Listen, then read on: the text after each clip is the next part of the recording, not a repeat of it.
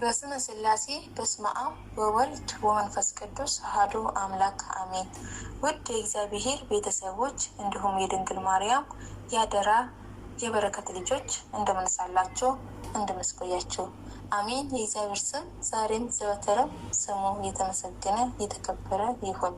ውድ ተመልካቾቻችን ለዚህ ቻናል አዲስ የሆናችሁ ሰብስክራይብ ኦል የምትለውን አንዴ ከጫናችሁ ሁሌም አዳዲስ ቪዲዮ ወዳው ለእናንተ ይደርሳል። እንዲሁም ደግሞ ቤተሰቦቻችን ነባሮቻችን ሰብስክራይብ፣ ሼር፣ ኮመንት፣ ላይክ ማድረግን እንዳትረሱ። በዚህ ቻናል ሁሌም አዳዲስ ቪዲዮ ይለቀቃል።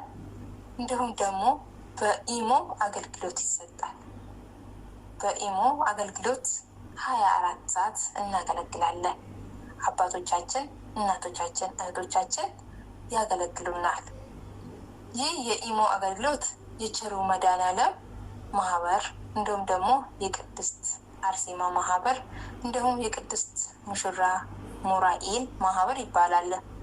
ከዛ ውስጥ ብዙ ተአምራትን የተደረገ ማህበር ነው። እንዲሁም ደግሞ በጎ አድራጎት ማህበር ነው። ከዛ ውስጥ አንድ አጠር ያለች ተአምር በማህበራችን ውስጥ የተደረገ አንድ ሁለት ልጥቀስላችሁ።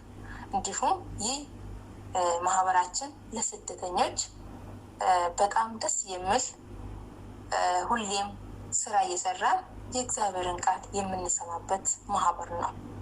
ስደተኞች እባካችሁ ይህ እድል እንዳያልፋችሁ ኑና እንማማር።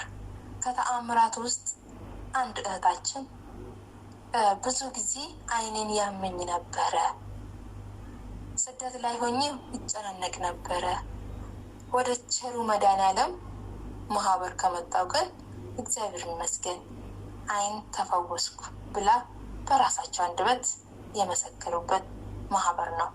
እንዲሁም ደግሞ አንድ እህታችን እኔ ከዚህ በፊት ወገቤ ቀና ጎንበስ ማለት አልችልም ነበረ፣ ወገቤን ያመኝ ነበረ፣ ወደ ቸሩ መድኃኔዓለም ማህበር ከመጣው ግን ይኸው ተፈውሼ ድኛለሁ ብሎ በአንደበታቸው ምስክር የሰጡበት ማህበር ነው። ከበጎ አድራጎት ደግሞ ነዳያንን የሚመግብ ማህበር ይባላል። በነዳያን ይታወቃል። እህቶቼ ይህ እንዳያልፋችሁ፣ በተለይ ስደተኞች። ይሄ ብቻ አይደለም፣ ጸሎት እንደ ኦርቶዶክስ ተዋሕዶ ቤተክርስቲያን 7 ጊዜ ይታዘዛል። 7ቱን የሚያደርስ ማህበር ነው። እንዲሁም ደግሞ አባቶቻችን ትምህርት ያስተምራሉ። ትምህርትንም እያገኘን ህይወታችንም እየተለወጠ የስጋ ፍላጎታችን እያሟላን የነፍሳችንም ደግሞ እየተመገብን እንኖራለን። እህቶቼ ስደተኞች፣ ወንድሞቼ፣ እህቶቼ ወደዚህ ማህበር እንድትቀላቀሉ በአክብሮት እጠይቃቸዋለሁ። ከትምህርቶቹ ውስጥ ስለ ምስጢረ ሥላሴ እንዲሁም ደግሞ ስለ ትዳርና ኑሮ እንግዲህ ታውቃላችሁ። ኢትዮጵያ ውስጥ ትዳርና ኑሮ ትዳር በአሁኑ ጊዜ ብዙ አይቆየም። ይህ ደግሞ ምክንያቱ ትምህርት ስለሌለን ነው።